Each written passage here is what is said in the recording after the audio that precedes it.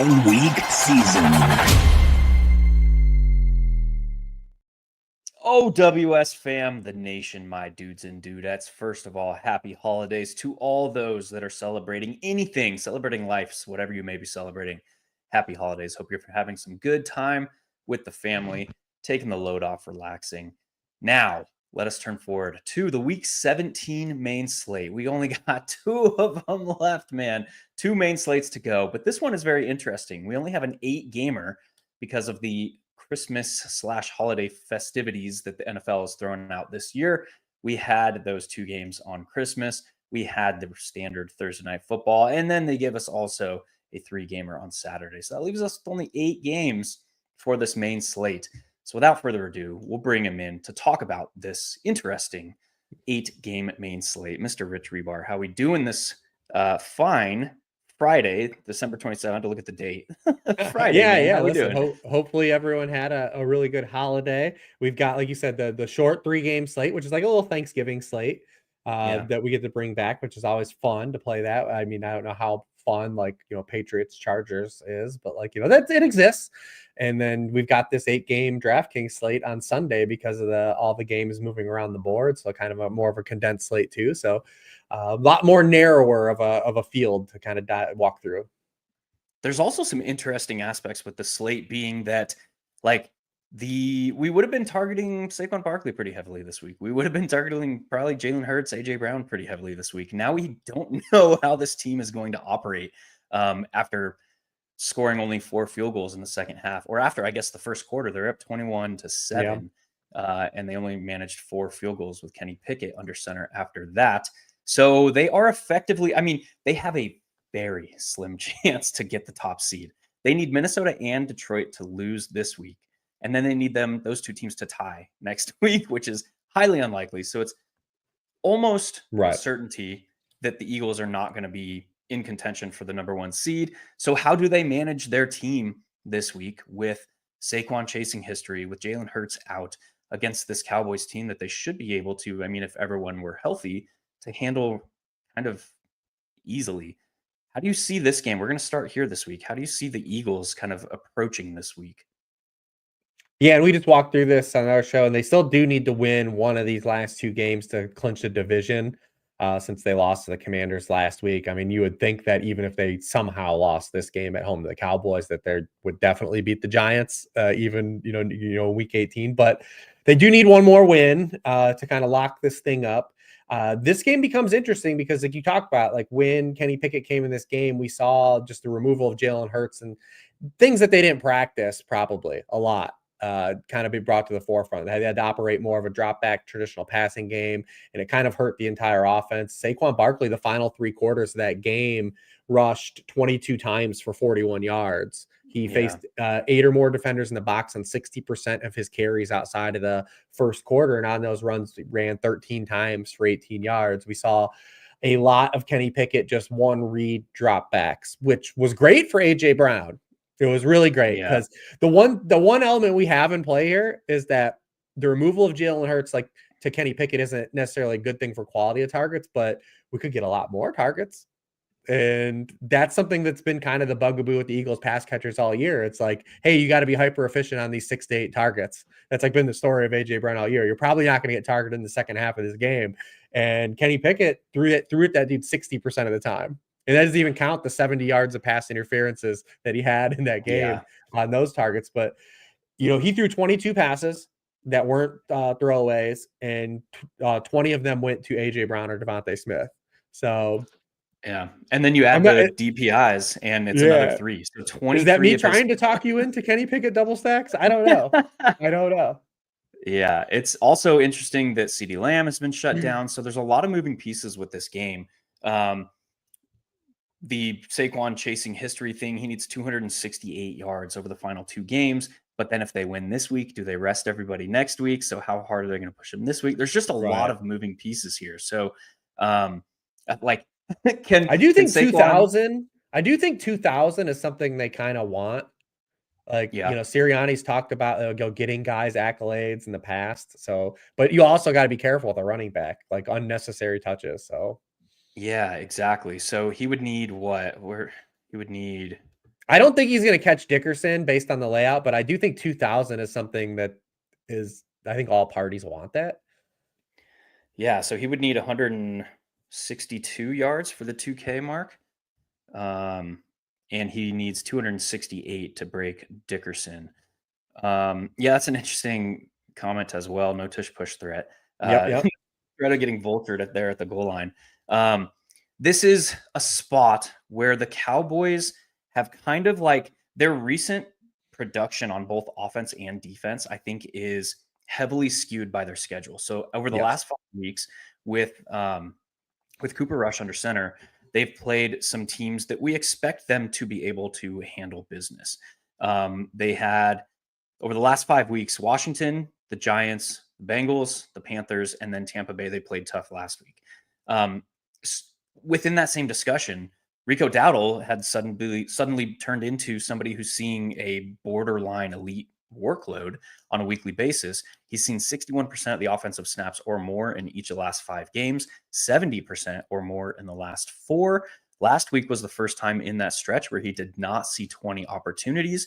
But then you look at the schedule and it's like, oh yeah, like it makes sense that he kind of was seeing that workload. This is an interesting. We were jamming about this question. Could you guys maybe touch on the 3-3-3-3 main event strategy? This is something that we're not going to get into on this show.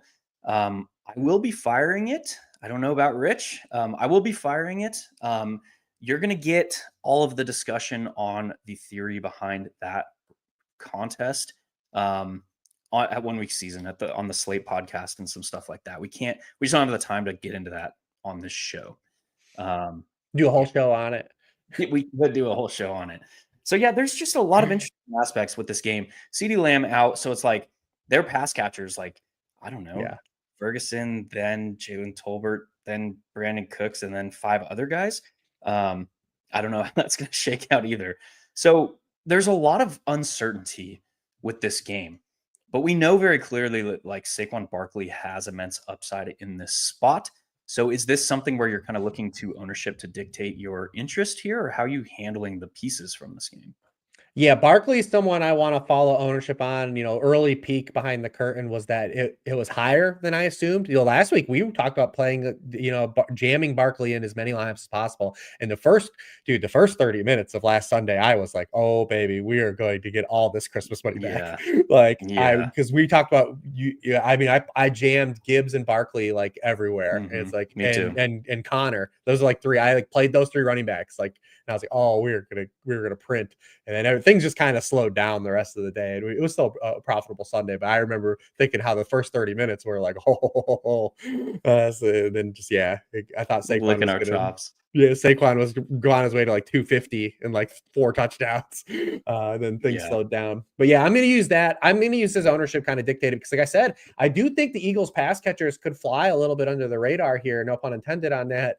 Just because if they do have to drop back and pass a little bit in this game and they have to drop back more, I mean, it's hard for me to ignore a 60% target share. It's just really hard. Like the way I play, I see a 60% target share and I'm like, what was that? So I'm interested in AJ Brown for sure, especially, no Trey. Obviously got Deron Bland back, but no Trayvon Diggs here. So it's like, man, I am interested in that, especially if he comes at a leverage point. Because the one thing about the slate being the players reduced off of it are like just there are fewer games. That's a terrible sentence. But we don't have like a lot of smash running backs. Like Bucky Irving's going to be really popular. And it's kind of nebulous, whereas the previous weeks, it's been like an old school jam 'em in, like we talked about. Like we've had really like 4 to 6 good running back plays, it feels like, for like a month straight. And this slate is a lot softer in that regard. Dude, I just looked at ownership like 18 to 22% on Saquon, man. That's interesting. And I think it's by just default of who's on the board. Yeah, we only have 8 games. It's and there are not there are not a lot like the top piece. Yeah, very interesting. And Jonathan Taylor never grows, like he never gets like great ownership because of the archetype of player he is. Yeah, pure yardage and touchdown back. And he's priced up for his ceiling. Yeah, and he's expensive. Yeah. So if you're playing the Eagles pass catchers, are you forcing a member of the Cowboys as like this, like they have to be pushed, or are you just kind of playing them as an isolated team stack? I don't think I have to play a Cowboy here.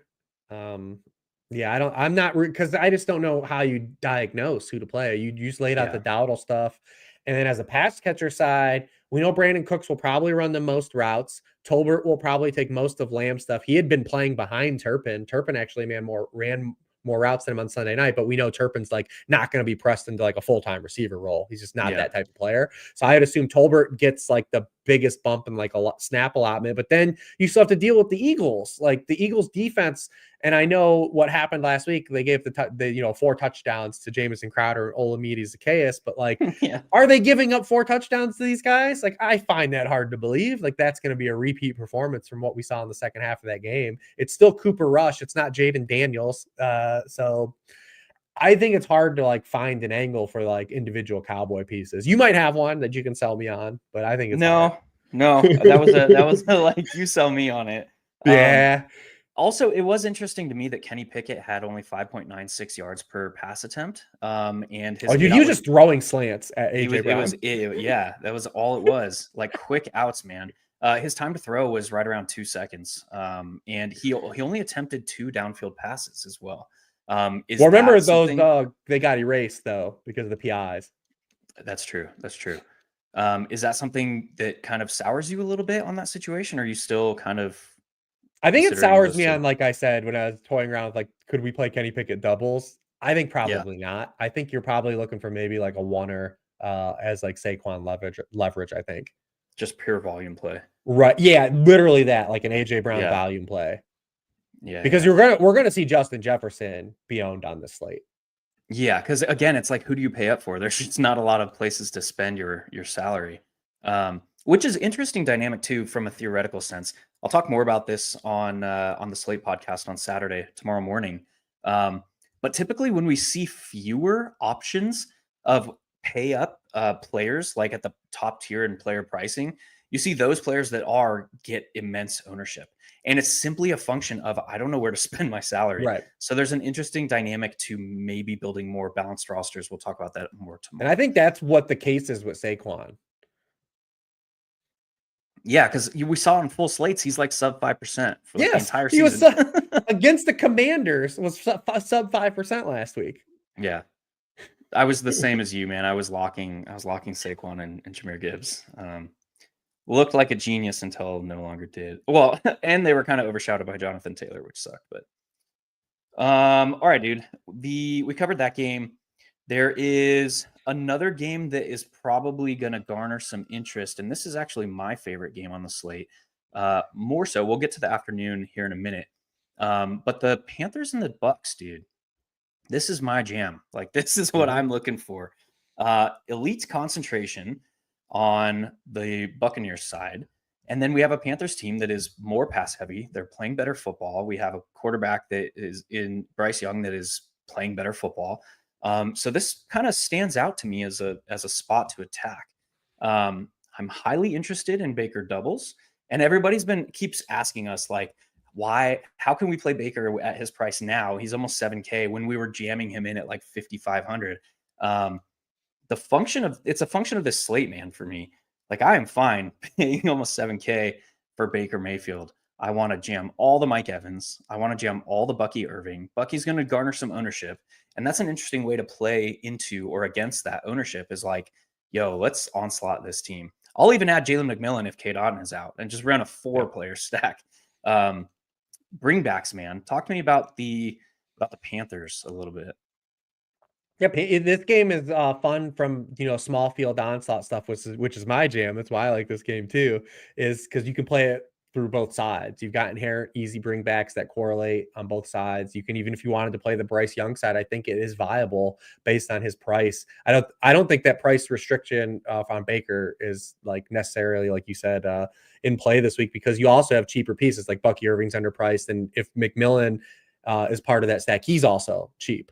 So you're kind of getting that back anyways. But you can also play through the Panther side, I think, too, as well, if you wanted to play Bryce Young. And it's really because of the rushing component for Bryce Young being weighted. Because we're still not seeing like elite passing production from Bryce Young, but he has rushed for 30 yards per game over his past 6 games, 6 fantasy points per game rushing over that span. Only Jalen Hurts and Jaden Daniels have a higher scramble rate over the past 6 weeks than Bryce Young. Obviously, we know we're going to get a lot of blitzes from the Bucs side, and we're going to see some chances to run for Bryce Young. But you don't necessarily have to even go that route. You can easily just bring back Adam Thielen in all of these stacks. He's been underpriced, for weeks. You look at since he's come back, he has double-digit fantasy points in all 4 games. He has 24% of the team targets over 2 yards per route run. Also, the Bucs are a slot funnel. They've been when Jamel Dean might not play in this game. We'll have to follow that. But when Zion McCollum and Jamel Dean have played, the Buccaneers have actually been really good against boundary wide receivers, and they push stuff to the interior. That also happened in the first matchup between these games. But they're 21st in points allowed per game to slot receivers, 26 in yards per target, 30th in catch rate. And we saw when these teams played, Thielen had 8 for 10 and 99, 7 of those catches in 90 yards, and his touchdown came via the slot. He also should have had a second touchdown, which was a touchdown that I have no idea how they still ruled it not a touchdown in that game. Yeah. But Adam Thielen is definitely palatable at his price point. I actually like him a lot more than Chuba Hubbard on the slate as the bring back. Yeah, I'm in the same boat, man. And based on the matchup, based on how we expect Tampa Bay to perform, because we have to remember that Otten just got ruled out. That's money, dude. Jalen McMillan enters the building. We have to remember this Buccaneers team is still playing for the playoffs. They are tied in record with the Falcons. So if they make up one game, they obviously dropped both contests against Falcons. So they have to make up one game over this the last 2 seasons. Last 2 weeks, man. Dude, Christmas is weighing on me, man. But yeah, so they need to come out and they need to be firing. They need to win. If you were to draw up a defense for them to try and do that against, cover 3 heavy, static defense, yes, give me all of that. It is also interesting that Mike Evans gets a single high heavy matchup, which we have been targeting for the last 5 years in DFS. I will continue to do it this week.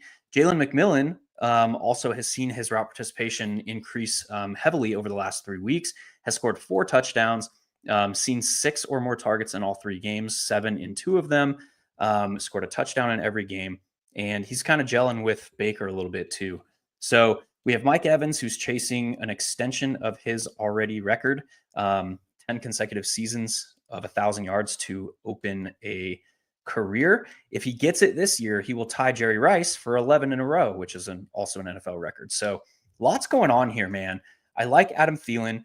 Thielen, as the slot guy, is still going to see his route participation, his snap rates influenced the most by personnel packages.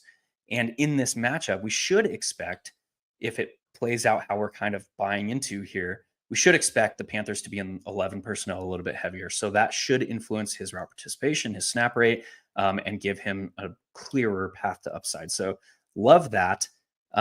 Anybody else from this game that you're kind of looking to target outside of the guys we mentioned? Not really that much. I mean, we did see Payne Durham get the 7 targets, but I will say this. The tight end slate is a joke this week. So yes, maybe it is one decision. It's Bowers in the field this week. And, I do like both of the guys, and I'm sure we'll get to Vikings, Packers. Those guys, I think, are priced at a point where you can play for some upside with those guys. But, you had Kelsey on Christmas. McBride plays on Saturday. Kittle plays on Monday. So I don't love the Payne Durham stuff from Sunday night, but he's a dude. He's a dude on a slate full of dudes. He's a dude that runs really slow and has a really low dude ADOT, on a slate full of dudes. The dude abides, man. I mean, because tight end, you're just going to see, I think, a lot of gamers maybe just say like, hey, if Bowers beats me, so be it, and just pay down. Yeah, I think this is getting into the theoretical realm. We don't try not to do too much theory on this podcast, but yeah, it's like a 2-pronged decision point at tight end this week. It's like or it's like a yes, no Brock Bowers. From there, I think it's a 1 tributary, yes, no Chigakonkwo. And then from there it branches out. So I think that's how you're going to see tight end kind of play out this. And I'm a no on comfortable this week for sure. I am too. I played him everywhere last week. I was Yeah. all on him. Yeah. Not so much You this brought week. him up on the way out the door last week because you're out the door guy. Yep. So that went well. But yeah, that's very interesting dynamic of the slate as well. When you get these funnels in ownership or funnels in roster construction, it becomes a little bit easier to generate meaningful leverage. So if you're interested in that discussion, head on over to 1 Week Season, sign up for Inner Circle. You'll get access to the Slate podcast where all that stuff will go down tomorrow. Quick break as well. Head on over to Sharp Football Analysis. Use code TAKE25 and you'll get 25% off everything that's on over there, including all the great stuff that Rich does every single week. All right. Yeah, I got no. Oh, by the way, that's my answer on Payne Durham as well. Low ADOT guy, runs very slow. He's going to need elite volume and multiple touchdowns, and I'm okay fading that all day. Do you want to talk about these late games? I think both of them could be interesting. And then there's one other spot that I want to make sure we get to. We should have time. Yeah, I mean, which we can game do you want to look at Vikings. first? We can do Vikings Packers just because Let's do that. We'll devote some time to it early and instead of late, so we don't have to push the clock. I have a very interesting take from this game. I'll save it. I want to hear your thoughts. Oh, really? Yeah, I want to hear your thoughts first. What a tease. What a tease. Yeah. Well, I mean, this game is obviously a rematch from a game way early in the season. The Packers are in a way different dynamic than when these teams played in week 4. Jordan Love was coming off of the 2-week absence from the knee injury. The Packers have now found kind of like this run first identity, playing ball control football. I am curious though to see if that's the approach they want to live in, if the Vikings can force them out of that, being at home and having a run defense that's capable of doing it. So I'm very curious to see that dynamic play out and what kind of game environment we actually get. Because I think the Packers do want to play like in ball control, but are they able to do it? So I'm very excited about that. We're in the same spot. We brought up the Darnold stuff last week, though, the play action splits with Sam Darnold and that being an avenue against the Seattle defense. And the Packers very much are in that same realm of having a very wide cavern of success against non-play action passes versus being very vulnerable to play action passing. And that played out in the first matchup between these teams. And it's continued to play out as good as the Packers have been.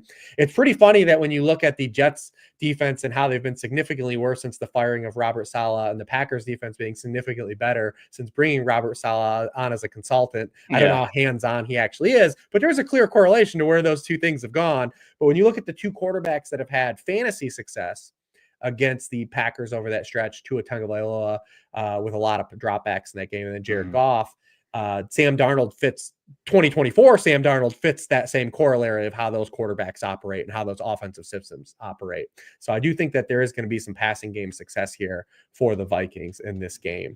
So that's kind of where I'll start. I don't need too much because you gave me such a healthy tease, but we'll use that as a jumping off point. So this could be the healthiest the Packers defense has been since very early in the season. We have Jair Alexander returned to a full participation on Wednesday, got in a limited session Thursday, probably maintenance related. If I had to guess, he's missed 5 or 6 games. Corey Ballentine, he's kind of a do-it-all corner. He's been filling in on either side. He returned to a full practice. We have Stokes who's back. The linebacking core is getting healthy. And now, dude, I ragged on the Packers the past 2 drafts for investing so heavily in linebackers. Last year, obviously, was a different defensive coordinator that was under. This year, they just continue to invest like 2nd, 3rd round picks in linebackers, man. But holy smokes, this unit is playing immense football right now. So I don't know. I think there is at least a path. And I say this because this game probably is going to get the most game stacking out of it. This is probably the game where gamers are looking to say, this is the game I'm betting on. I think a very, very interesting way to flip the script and flip the slate entirely is the Packers defense this week. We saw Sam Darnold with 5 interceptions over that 2-game stretch. Yeah, he hasn't thrown one in 5 games, but he had that 2-game stretch where he threw the 5 picks. A lot of that came from shifting tendencies on the opposing defensive side of the ball. So they would show him something pre-snap and they would shift the back end of the defense, linebackers and back, and create some confusion. And because Sam Darnold, it has to do with how he goes through his progressions. And a lot of the stuff that if you watch his eyes when he is playing, a lot of the stuff that he's doing is side eye. He's very good at not like tipping off an opposing defense, at turning his head when he goes through his projections. He's doing a lot of stuff like this, which is very like Patrick Mahomes, Josh Allen-esque. They're doing a lot more with their eyes because they know that the defensive backs are staring at them. And if you give them a big helmet flash, that tips a lot of stuff off. Where that bites him is when he sees, when it's a different picture, when he does an eye glance, it's a different picture than when he left. He has a tendency to throw the football into coverage that is different than where he left off. So those tendencies with kind of this, the Packers defense being healthy, this Packers defense playing much better. And if you look at like how they've performed this year, I've been harping on play Vikings defense almost every single week. They have returned double-digit fantasy points 8 times. The Packers now, after this recent stretch, turned double-digit fantasy points 7 times. So it is just a very interesting thing to do on a slate where there is almost zero certainty on the defense, at the defense position this week, where you can just flip the entire slate by just playing one thing. That it is very, very interesting to me. How do you feel about that after you just got done talking up Sam Darnold? Yeah, well, wouldn't you still just kind of go back to that? Because that was the story of this first game. Jordan Love was a turnover factory and was the third highest scoring quarterback of the game. It's a Jameis Winston corollary, right? Like, so what would you play Darnold with Packers D is what I'll ask you. I wouldn't play Darnold, but I really am interested in Packers D with Hawkinson. The Packers defense is a natural inside funnel. They have, I like Hawkinson anyways on the slate. Because the price, we talked about the position, the price, and the matchup, I think all kind of point to Hawkinson. Yes, I agree. I'm with you there. So I really like the Packers defense with Hawkinson. The thing with Hawkinson is he has not seen the volume that he left before. Yeah, because of Addison's arrival, which is effectively the same as like Sam Laporta versus Jameson Williams this year. So the path to like Hawkinson seeing more volume, I think could flow through like the Packers achieving some early success, pick 6, a turnover, something that like these variant acts that will absolutely flip the slate on its head. It is also worth noting that like Justin Jefferson is just an absolute animal against the 2 primary coverages that the Packers run. Second on the team is TJ Hawkinson, even in this kind of slow start to his season. So I like that call a good bit. The Packers, man, I don't know. I have no idea what to do with them. We should expect Dontavian Wicks. We have to wait for the practice report today on Christian Watson. But Dontavian Wicks as like he's like the 6th man in NBA. He can just come in and fill all these different needs and positions. Kind of similar to like Adonai Mitchell, and we've talked about him this year. So we should expect, if Christian Watson is out, we should expect Dontavian Wicks to kind of play that deep perimeter type role. So he is interesting at 3,900, but man, the volume has been tough to come by in this offense of late. Anything else to say on the Packers? Are you at all interested in Josh Jacobs? Not as much because of the upside game. And we've seen Josh Jacobs have a really, like, from an efficiency stance, like he's had a few games where he's been really had a lot of touchdown deodorant. Where the efficiency hasn't quite been there. It's been through volume and the touchdown production, which always exists here, but you are paying a premium on that. And again, in a really good matchup. So I think it's really tough for me to see like a lot of outcomes of this game playing out where like Josh Jacobs pushes 30 fantasy points. Yeah, 100%. I mean, I am interested. You need the Packer side to have to be pushed to throw the football. So you really need like one outcome for like the pass catchers other than Price. But I mean, I am interested in Jaden Reed in this game. I was very interested in the first time these teams played. This was the week when these teams played. I had my best week of the season. This was I had some real hot stuff going this week. But Jaden Reed, the way he's utilized in this offense it just completely plays into how Brian Flores plays defense. And we've seen him really be the linchpin of this passing game every time these teams have hooked up. I know Wicks had like the late run out in that game the first time these teams played, but it was all Jaden Reed still in that game. I mean, he had 7 for 139 in that game. The last time these teams played at the end of last year, he had 6 for 89 and 2 touchdowns. Vikings are 31st in points allowed per game to slot receivers, 31st in catches allowed to slot receivers. Jaden Reed also leads the team in yards per out round against zone coverage. You know that the Vikings are just living in zone. They play a lot of cover two. He leads the team, with a target per out rate against cover two. You just have to have the volume for him because, like we talked about Thielen, he plays in 3 wide receiver sets. He's dictated by how successful the run game is going. So there is a lot of volatility here with a guy like Jaden Reed, but I do think he possesses a lot of upside in this matchup as well. 100%. I'm with you. Any interest in the Green Bay Packers tight end situation or Romeo Doubs? I'm interested just based on, again, just the potential of the game environment and the touchdown equity that Tucker Kraft has at his price. He's 3,900 on a slate that's pretty wide open, like we said, after Brock Bowers. And we've got a guy that is the tight end 10 in target share in the red zone. They dial up a lot of stuff for Tucker Kraft inside the 10-yard line and in the red zone. So you have an opportunity here. And I know Minnesota's been really good against tight ends, but Kraft had a really good game against them. He was one of the few tight ends that have a really good game against them this season. So I just think based on the slate and paying for the game environment at this price, like he has to be at least, I think, in consideration. Dude, his hands are incredible. He's so good after the catch. Like he's amazing after the catch. Yeah. And he's catching everything that's thrown his way. He's had some really thread the needle type stuff over, like in the red zone, especially over opposing defenders, all kinds of good stuff going to Tucker Kraft. And and Watson being out does impact Kraft as well, because we've seen when they're missing a piece, Kraft gets a little more. Yeah, that's true. That's true. Yeah, so with Christian Watson, man, he got hurt after that carry. It's being called a knee injury. When they were zero updates, because I'm a Packers fan. I watched the game. There was zero updates about Watson the entire game. The only like inkling of like a sneak peek we got was he was on the sideline laying down, and the training staff was like rolling out just above his knee on his like quad area. That was all that we got. We just saw a sneak peek of him on the sideline getting rubbed out. Sounded weird. But I would expect, knowing Christian Watson's lower extremity injury history, I would expect he missed this week. With the Packers, like, they really don't have a ton to play with. They're kind of in a similar spot as like the Eagles, where they're more or less locked into where they are. They're looking at a road playoff game against the winner of the NFC West. That's effectively what they're almost locked into. So I don't see any reason for them to push Watson here. So I would expect him to be out. What about the other afternoon game, man? The Miami and Cleveland DTR Experience 2.0. What are your feelings of this spot?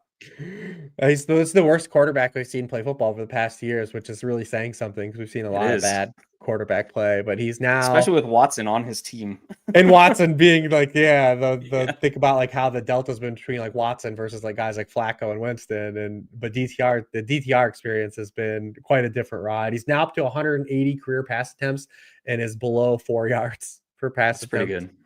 One touchdown, 9 interceptions. It's rough, and we might not get Njoku this week too, like, which that's still up in the air. So if there's no Njoku, it's just like, how does Cleveland score points in this game?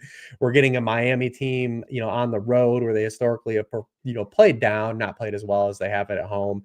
How much are they pressed? I do think Achane, and Achane's going to be in the same boat as Saquon, right? Like, he's going to get ownership by default because he's one of the higher price running backs on the board. I do think that he lines up in a semi-favorable spot here to, one, get touches, but then also the Browns, where they have struggled defensively, is allowing like these yards after the catch and all these short receptions turning into big gains. And that's kind of how Miami's using Achane to just calibrate the running game that has been non-existent. We did see him close the game with that long touchdown run last week. That was only his third run of 20 or more yards in the season.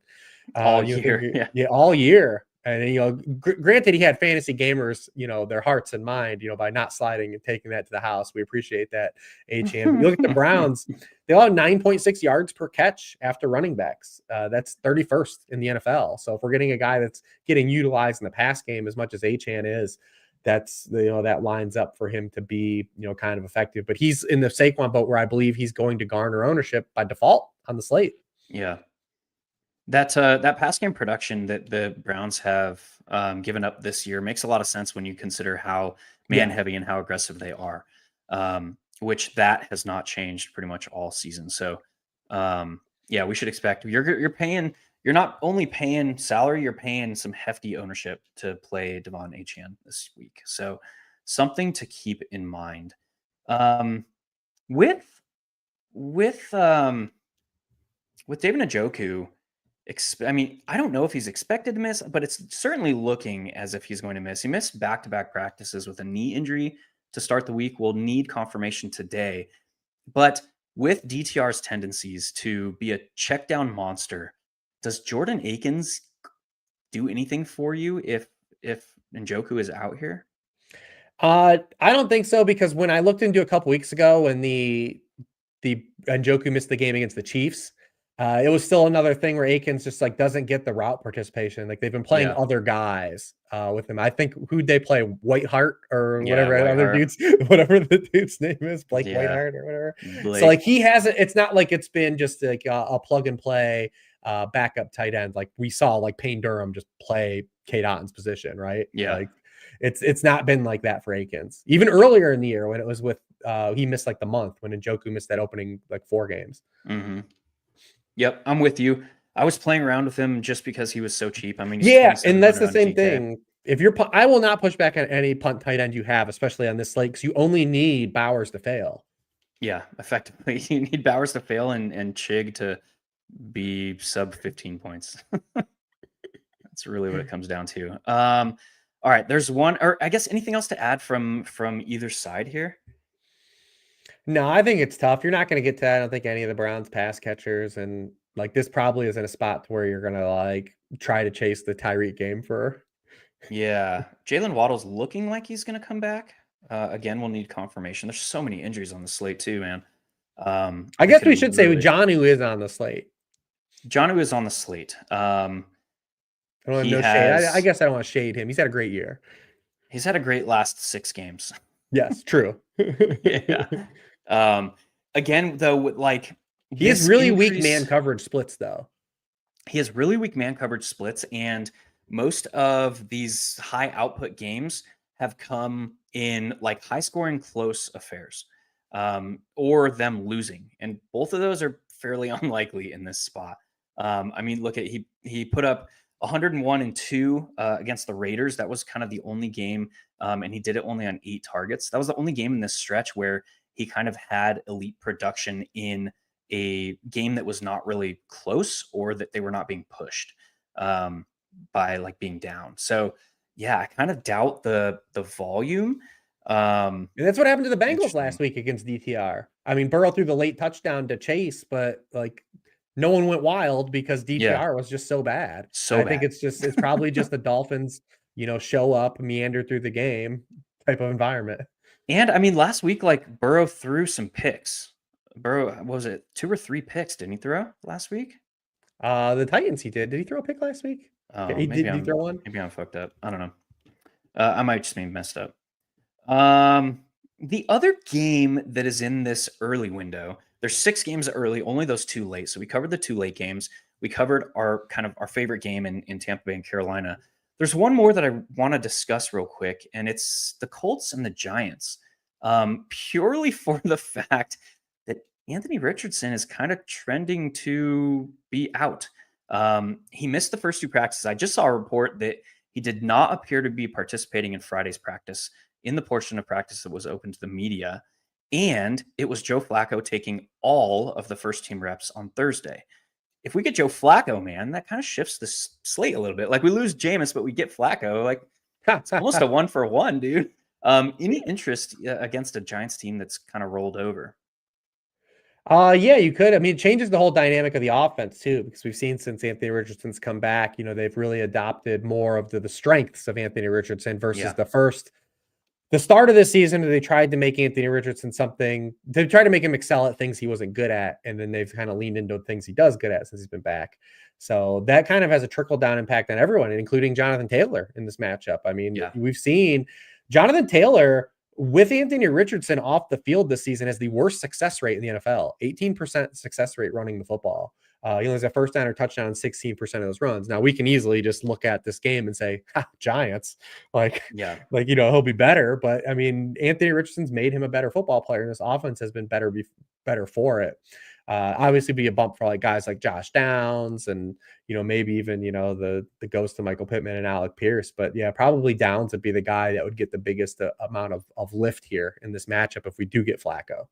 Yes, I've been hovering that mouse button over Josh Downs all week.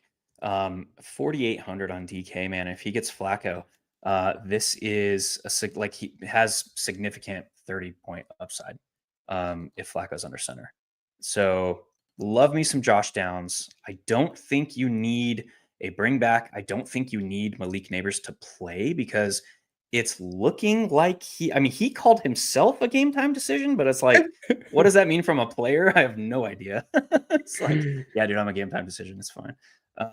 But it looks like he's going to hit the practice field today with that toe injury. So I don't think you need to go to Malik Neighbors. He's probably going to garner some significant ownership because of the expected fantasy point bros. He leads the league in expected fantasy points per game over the last, since week 5, I believe. Somebody fact check me on that. But yeah, so the stat crunchers are probably going to find themselves fairly heavily on Malik Neighbors over. Well, that's an interesting price range too. Again, I don't want to get into the theory, man, but BTJ is right in that price range as well. Yeah, BTJ is going to be popular. Very, very popular.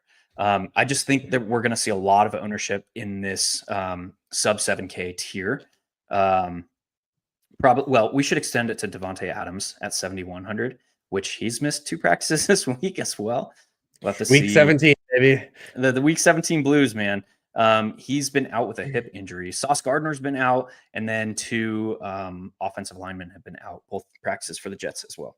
Yeah, we saw CD get shut down. We saw, Cardinals on Saturday they're not even playing their offensive tackles. Like it's that time of year. One interesting, if Devontae Adams does play, Aaron Rodgers has 499 career passing touchdowns right now. I think he would be like, Devontae, this is going to you. Like, you must catch my 500. So I don't know. That's an interesting dynamic of that game. But yeah, dude, Josh Downs.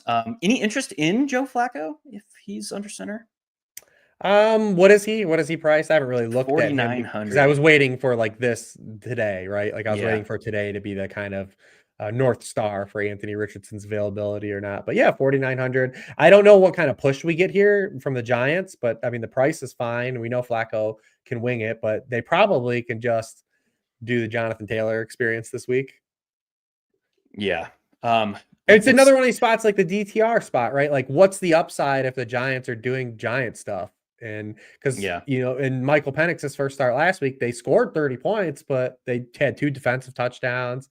None of the receivers got there. You had Bijan got there, but hey, dude, Drew Lock threw a touchdown last week. It was only the 3rd touchdown pass by the Giants in the last 10 games. Yeah, they did it. Yeah, it's just this Giants team is another team. It's just like we're here. We're finishing the season. Yeah, we're on the field. Yeah, it's bad in New York. Sorry, guys.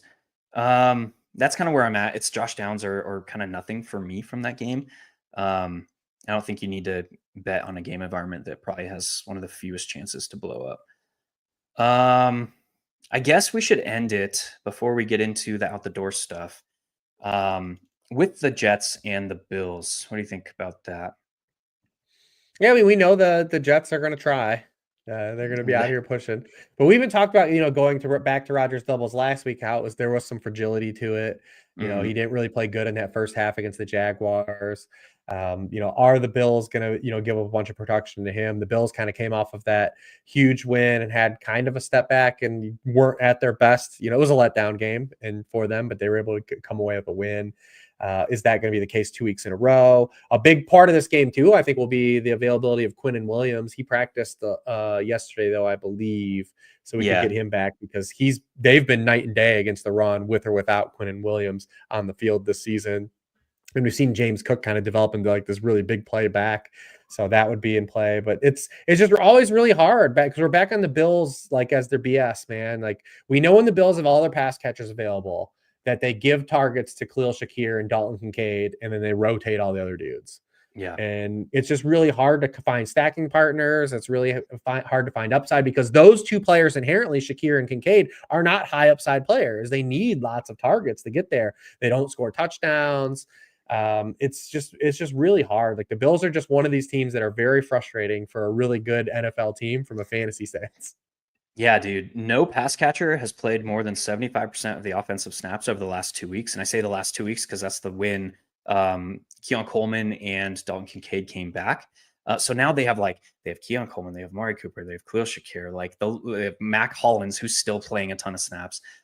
Both Dawson Knox is playing more snaps than Dalton Kincaid based on the game flows that they've had over the past couple weeks. Yeah, this is a spot, dude, where it's like, I don't know, man. They could easily handle the Jets and nobody is fantasy relevant. Yeah, very interesting. But what I am interested in is the Jets, I think, a little bit this week. Breece Hall, man.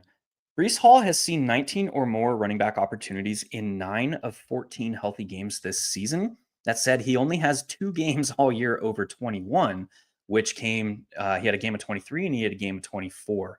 A lot of that has come through immense pass volume, which now enter the Bills that are bottom 5 in almost every metric you look at against the run. And they're also allowing, I think it's the second most targets to opposing running backs, or it might be the most. You probably have the answer to that. Yeah, they're 31st in receiving points allowed per game to running backs. Okay, that's what I remembered as well.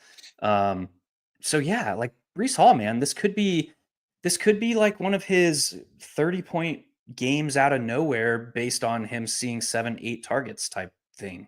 And he's priced way down at now 6,300. How do you feel about him this week? I love him. I love him as a tournament play, especially like again, context of the slate that we talk about. I mean, this running back slate is, you look at the guys that are priced up high. Saquon Barkley, Josh Jacobs, Jonathan Taylor. What do all 3 of those guys not do?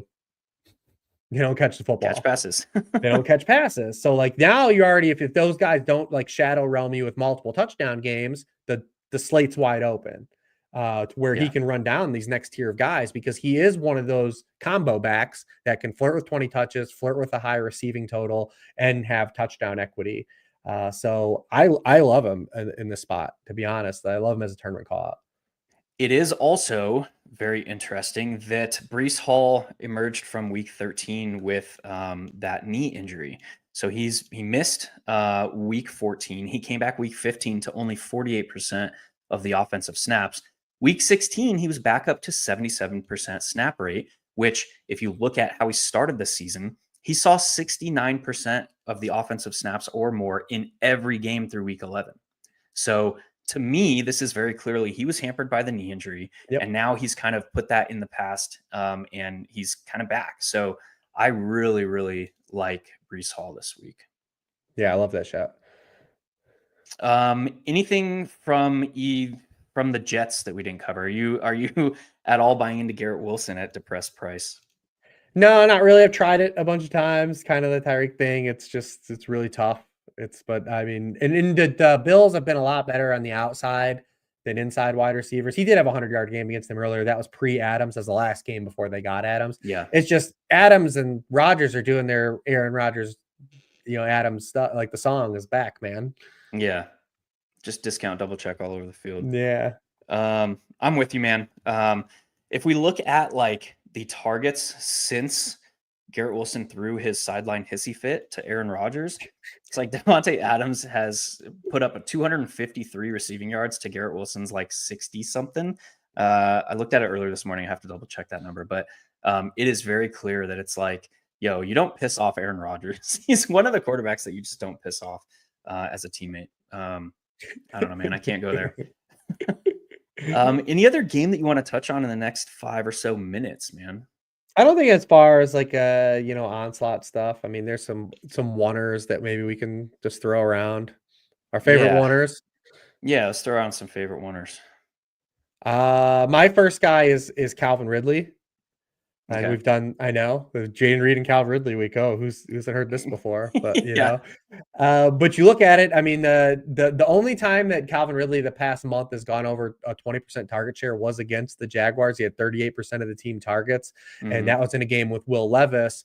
He only 11.5% of Ridley's targets from Mason Rudolph have been inaccurate throws compared to an 18.2% with Will Levis. Jacksonville's largely been a target force against wide receiver ones all year, the 29th in points allowed per game. They also play man coverage at the fourth highest rate in the league. When these teams played in week 14, they ran man coverage on 42% of passing plays. Rudolph has targeted Ridley on 42% of his routes against man coverage, 3.5 yards per route run. The last man-heavy opponent that Rudolph played against was the Detroit Lions. And in that game, Calvin Ridley had 10 receptions. Also, Chigakonkwo, if he tracks to be popular again, has terrible splits against man coverage. He actually has the lowest target rate per route run on the team against man coverage. So you might get a little bit of a leverage bump there too. Do you think that the Jags, and this is a team that has been flopping all over the place as Yep. far as defensive alignments, do you think that they go cover 2 heavy, or you think they stay man heavy in this? Well, I say like our only North Star is the previous matchup, and they were extremely man heavy that game. Yeah. So it's just because they only gave up 10 points. So they have to be thinking like they did a lot of good things defensively that game. Yeah, because I was looking at that. I was looking back at the film, and it's like they were getting consistently burned just on these double moves. So I don't know if going a little bit more cover 2 too high will kind of satiate some of that production that they gave up deep. Yeah, uncertainty. Well, that was I the don't know. game too. Remember they just threw short passes to Titans in that Oh, that's game. right. Yeah, you're right. Will Levis had like as low as a dot. It was a really weird game Yeah, plan yeah. where they tried to like do Will Levis game manager stuff, and they ended up losing. I think it was 10-6, right? Like I Yeah. think it was a gross game, but in Jacksonville on the road, yeah. I mean, yeah, they can always flop back. Then it would then we're gonna get a conquo. No, I don't think it's either or. I think they could both fail together. Yeah, yeah, they just both They fail. could just fail I together. love that. What are you doing with Chris Olave if he plays? Not touching him. Honestly, I went back and forth early in the week. I was like, oh, like they haven't had a legitimate like NFL caliber pass catcher in weeks, months, maybe it seems. Could he be a thing? I don't know. I don't know with him being out so long, if they want to immediately bring him in and say, like, this is a lost season. I know Right. you're coming off of like a potential career ending concussion. Like, go out there for 85% of the snaps. I just don't see that. So, like, I think we're gonna see Mason Tipton. I think we're gonna see all these Kevin Austin, like all these secondary guys. They're probably all gonna just join into like seeing 50 to 60% of the offensive snaps. I think that's my read on it. Yeah, How are that you makes seeing sense. it? No, I Yeah. mean, I don't like I said, yeah, I don't know. He's just out there. Last Yeah. time we seen him play with Rattler, Rattler just threw to him 40% of the time. So Yeah. it's just like he's 5,200. What do we do?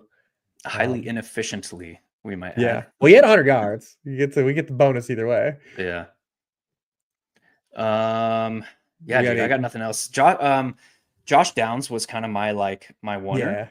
yeah. Um, I really like him as a one-off this week if we get Flacco, which it looks like we are. Um, yeah, I think we covered almost every game. We did not cover Las Vegas and New Orleans. It's Brock Bowers or anybody else or nobody else, I should say. Um, any interest in any of the guys from that game? And that's the one game we didn't talk about. Not really. It's just tough. It's tough to bet on the Saints. Maybe Kendra Miller gets more of a run out if the game's in neutral game script and you don't see as much of a split that we saw on Monday night. But that's a lot of hopium, right? Yeah. Yeah. I mean, It's a Jamal lot of Williams is hopium. at this point in his career, it's not going to be Jamal Williams. But they're bringing in other guys behind him, man. Yeah, Jordan Um, Mims played a Jordan lot. Mims. Yeah. It was gross. It was a real gross experience. That game on. Well, not for you, because you being a Packers fan, it was just like, Oh hey, yeah. That was coast beautiful. through this. Yeah. First shutout of the season, baby. No Let's go. sweat. Yeah. The question here, not sure if you mentioned Ford at running back. We did not, and I think that was for a very particular reason.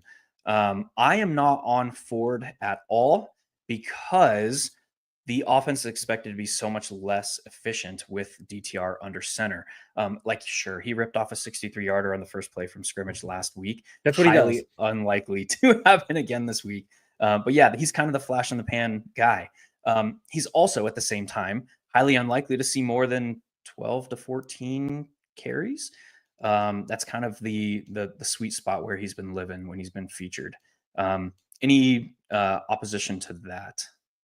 No, since the week 6 bye, Miami's been absolutely awesome. They're second in yards allowed before contact to running backs. The most rushing yards they've allowed since their bye is 62 yards, which is actually lower than that run that Jerome Ford had last week. And they face guys like Kyron Williams, James Conner, James Cook, Josh Jacobs. Like, it's not even like they've gotten like the light run out.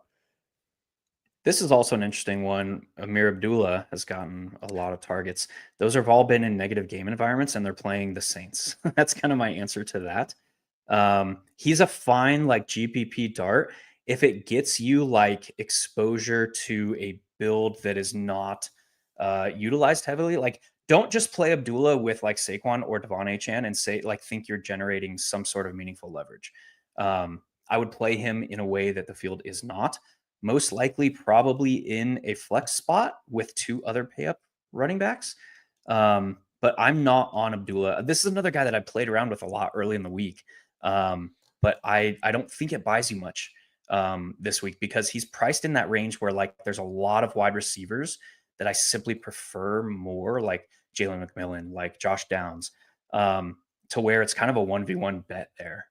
Yeah, it's kind of how I'm seeing it. You got any differing opinions there? No, not really. I don't really have much to add to the Raiders backfield situation. Yeah, it's the Raiders backfield. I just don't think that I just think more from like a top-down perspective, not even thoughts on the individual play. I just don't know how necessary he is to try to get to. Yeah. He's not like a priority salary saver type guy. Like we've had like I said, the thing that makes this slate so different than the last month of us playing these main slates is that the running back position is more open, and I don't mean open from like sense like last week where we had just like a bunch of dudes score a lot of points. Yeah. And more open is like we only really have a couple of like true workhorses at the top, and they're really guys that don't catch passes. So yeah. So I'm buying into a little bit more variance this week at running back, just from correct a theoretical sense. That's what I'm doing. All right, man. This will do it for week 17. We are going to get together for next week's week 18 mega slate. So you will see us next week, and then we will not be doing the playoff stuff. So next week will be our last show of the season. This is our second season doing these together, man. Always appreciate chatting with you. And thank you for coming on. Again, head to 1 week season, head to Sharp Football Analysis, take 25 at Sharp Football Analysis for 25% off all of their excellent stuff. And until next week for our final show, we'll see you at the top of the leaderboards. Peace. 1 week season.